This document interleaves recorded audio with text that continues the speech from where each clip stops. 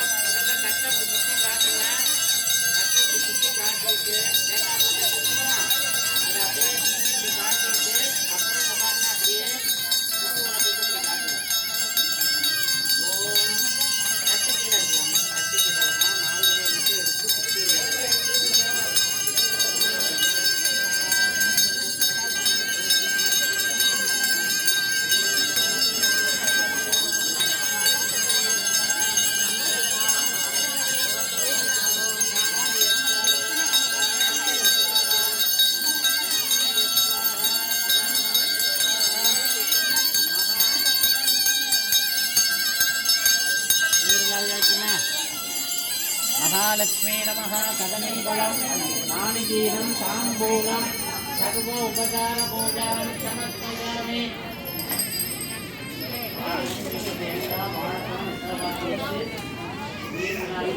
பக்கத்தில் நீங்கள் ஏதாவது பழம் சாப்பிட்றாங்க ஏதாவது எடுத்துனா கூட நீர்விழாவி காட்டணும். வேறு ஒன்றும் இல்லை. நீர்விழாவி காட்டின பிறகு சூடம் பொறுத்திக்கலாம். சூடம் பொறுத்திங்கன்னா நீர்பெட்டியில தான் சூடத்தை பொருத்தணும். நீர்பெட்டியில தான் சூடத்தை பொருத்தணும்.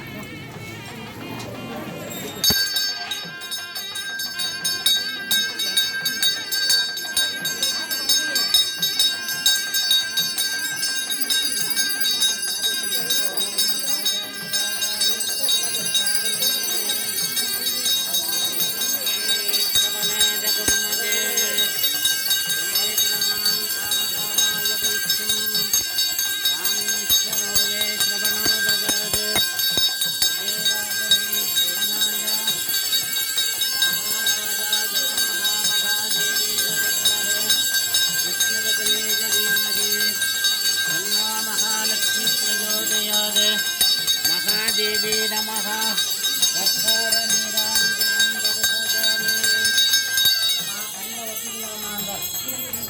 கூட தீபாராதனை பண்ணதை கண்ணில் ஒத்திக்கலாம்.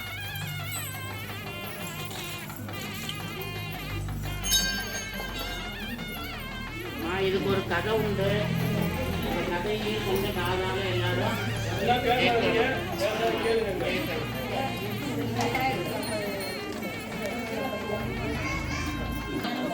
பாப்பா நான் சொல்றதா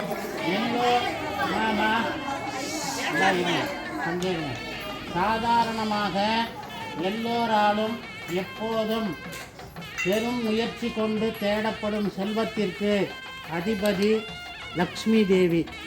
லக்ஷ்மி தேவியின் திரு அவதாரம் துவாதசி வெள்ளிக்கிழமை. ஆகவே அன்று லக்ஷ்மி தேவியை பூஜை செய்பவர் லக்ஷ்மியின் அருளை பரிபூரணமாக பெறுவர். இந்த வரலட்சுமி விரதத்தை செய்து அடுத்தவர்களையும் வாழ வைத்த ஷியாமபாலாவின் சரிதம் இதோ. பத்ரவஸ் என்ற மன்னன் உத்தமமான விஷ்ணு பக்தன். கற்புக்கரசியான கரச்சந்திரிகா அவன் மனைவி. இந்த தம்பதிகளின் மகள் ஷியாமபாலா தம் செல்வ மகளை சக்கரவர்த்தியான மாலாதரன் என்பவருக்கு திருமணம் செய்து கொடுத்தார்கள். ஷியாமபாலாவும் மாலாதரனும் தம்பதிகளாக மாலாதரன் ராஜ்யத்திற்கு திரும்பினார்கள். சில காலம் சென்று ஒரு நாள் செந்தாமரை செல்வியான லக்ஷ்மி தேவி வயதான சுமங்கலி வேடத்தில் கரச்சந்திரிகா அரண்மனைக்குள் நுழைந்தாள். மகளை புகுந்த வீடு அனுப்பிவிட்டு தனியாக இருந்த கரச்சந்திரிகாவிடம் அன்போடு லக்ஷ்மி விரதத்தை விரிவாக கூறி அதை கடைபிடிக்கும்படி சொன்னாள். ஆனால் அரசியான கரச்சந்திரிகாவோ வயதான சுமங்கலி வடிவில் வந்து உபதேசம் செய்த லக்ஷ்மி தேவியை யாரோ யாசகம் கேட்க வந்தவள் என்று நினைத்து கன்னத்தில் அறைந்து அவமானப்படுத்தி வெளியே விரட்டிவிட்டாள். இப்படி அரசியால் விரட்டப்பட்ட லக்ஷ்மி தேவியை அரசியின் மகளான ஷியாமபாலா சமாதானப்படுத்தினாள். அத்துடன் லக்ஷ்மி தேவியிடம் இருந்து வரலட்சுமி விரதத்தை விரிவாக கேட்டு உபதேசமும் பெற்றாள். பக்தியுடன் விரதத்தை கடைபிடித்தால் விரத மகிமையால் சிறந்த செல்வம் பெற்றாள். இந்த நேரம் இவள் பெற்றோர்களோ லக்ஷ்மி தேவியை அவமானப்படுத்தியதால் எல்லாவற்றையும் இழந்து ஏழைகளாக ஆனார்கள். விவரம் அறிந்த ஷியாமபாலா ஒரு குடம் நிறைய தங்கத்தை தனது பெற்றோர்கள் வறுமை தீர அவர்களுக்கு அனுப்பினாள். அனுப்பிய தங்கம் பெற்றோர்களிடம் போனதும் அது கரிக்கட்டையாக ஆகிவிட்டது. இதை அறிந்த ஷியாமபாலா தன் தாயான கரச்சந்திரிகாவிடம் வரலட்சுமி விரதத்தை சொல்லி பூஜை செய்யும்படி கூறினாள். அவளும் மகள் சொன்னபடியே வரலட்சுமி விரதத்தை கடைபிடித்து பூஜை செய்து அழிந்த செல்வங்களையெல்லாம் மீண்டும் பெற்று சுகவாழ்வு வாழ்ந்தார். ஆகவே பெண்மணிகள் எல்லோரும் இந்த விரதத்தை கடைபிடித்து சகல செல்வ போகமிக்க பெருவாழ்வு வாழ வேண்டும். இதுதான் கதை. இந்த கதையை கேட்டுட்டோம். திரும்ப ஒரு தடவை சூடத்தை பொருத்தி அந்த குத்து விளக்குக்கு காட்டணும். திரும்ப ஒரு தடவை சூடத்தை ஏற்றிக்கிங்க.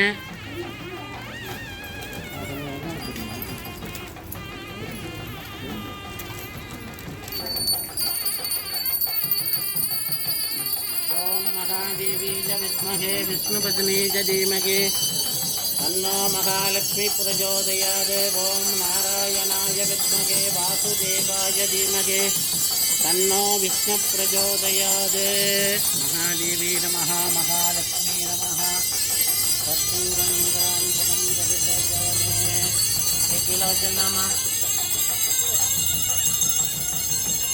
நோம்பு கயிறு இருக்குல்லம்மா, நோம்பு கயிறுக்கு பூஜை பண்ணுங்க. நோம்பு கயிறு அப்படியே இளமையில வச்சு அந்த நோம்பு கயிறுக்கு முதல்ல மஞ்சள் அரிசி அந்த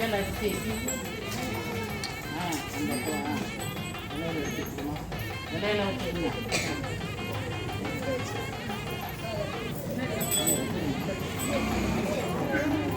இலையில அப்படியே முன்னாடி இடம் இருந்தால் முன்னாடி வச்சுக்கோங்க.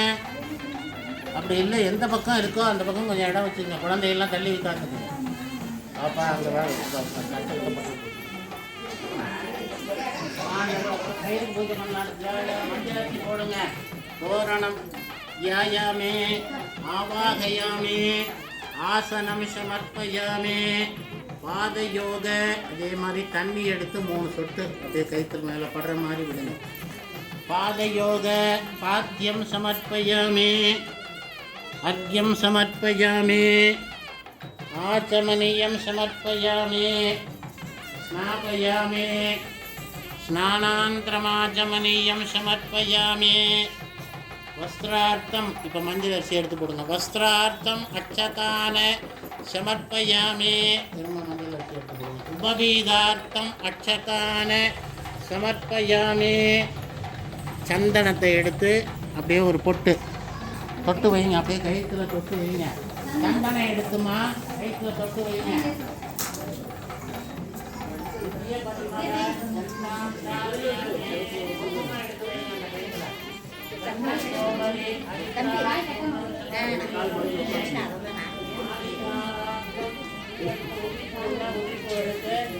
அந்த கயிறுக்கு பூஜை பண்ணுங்க.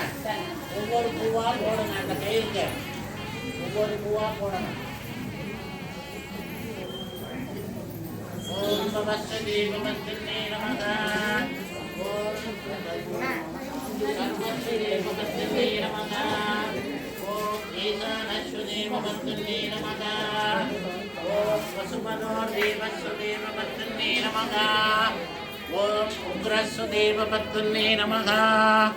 ஓம் ருத்ரஸ்ஸு தேவபத்னே நமக. ஓம் பீமஸ்ஸு தேவபத்னே நமக. ஓம் மகதோர் தேவஸ்ஸு தேவபத்னே நமக. ஓம் மகாதேவி நமக. ஓம் மகாலக்ஷ்மி நமக. நானாவித பரிமளபத்ர புஷ்பாஞ்சலிம் சமர்ப்பயாமி. அப்படியே ஊதுபத்தி எடுத்து பூஜை பண்ணி காமிங்க. ஊதுபத்தி புகையை காட்டுங்க. ஊதுபத்தி எடுத்துக்க வேண்டியது ஊதுபத்தி புகையை காட்டலாம்.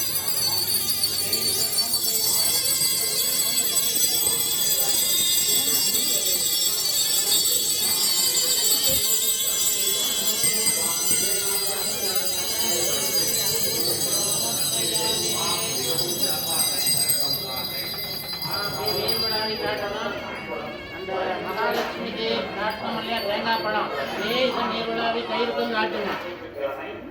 கயிறுக்கும் காட்டுங்க. தேங்காய் பழத்தை நீர் விழாவி கயிறுக்கும் காட்டுங்க.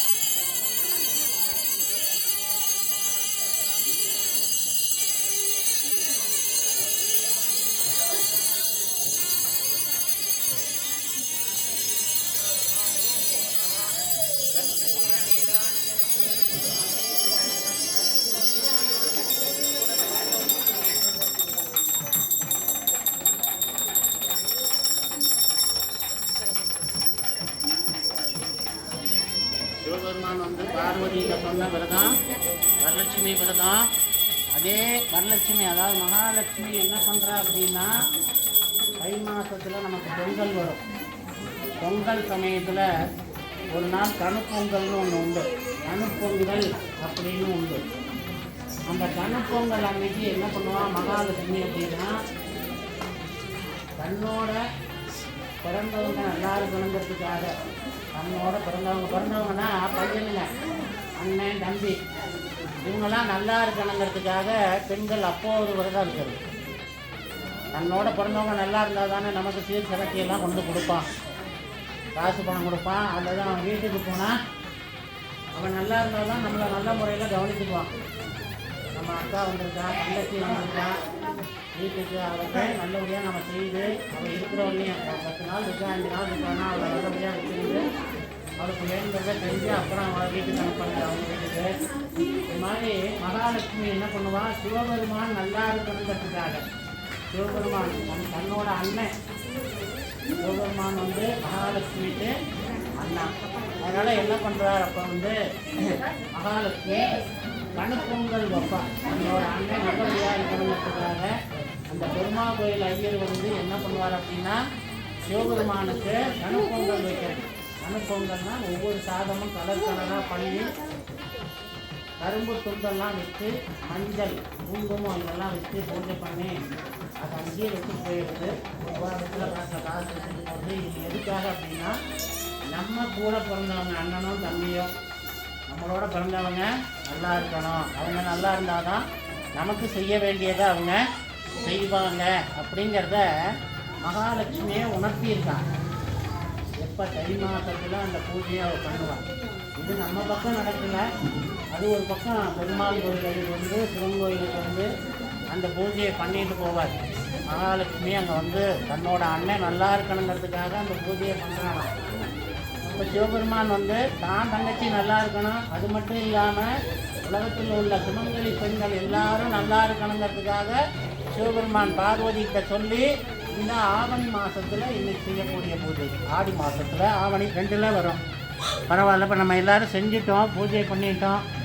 அடுத்து இந்த கையில் கட்டிக்கிறது பார்த்திங்கன்னா, யாராவது நம்மளை விட வயசில் பெரியவங்கள்ட்ட கொடுத்து அந்த கயிறை ஒன்று வலது கையில் கட்டிக்கணும், இல்லைன்னா கழுத்தில் கட்டிக்கணும். அந்த கையில் இருக்கிற மாதிரி பார்த்து நீங்கள் என்ன பண்ணணும், நம்மளை விட வயசில் பெரியவங்கள்ட்ட கொடுத்து கட்டிக்கணும். வெறுமனை கட்டிக்கக்கூடாது. கையில் நீங்கள் தேங்காய் மூடி ஒரு வாழைப்பழம் வெத்தலை பார்த்து கையில் வச்சுக்கணும். கையில் வச்சுட்டு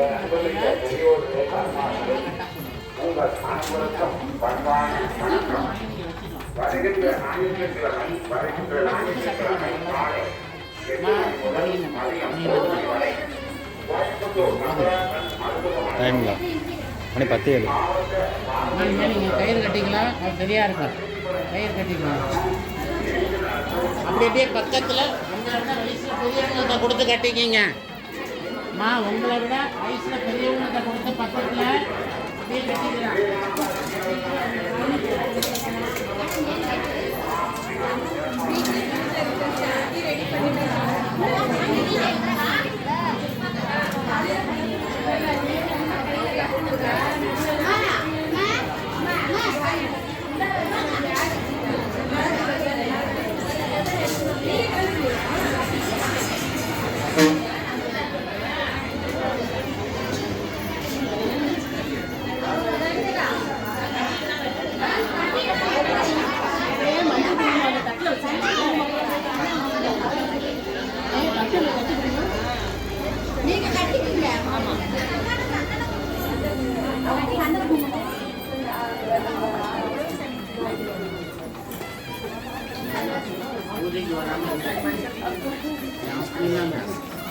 நம்ம கட்டிட்டு தான் கட்டணுமா? நம்ம கட்டிட்டு தான் கட்டணுமா? நம்ம கயிறு கட்டிட்டு தான் கட்ட முடியும். அப்படிலாம் இல்லை.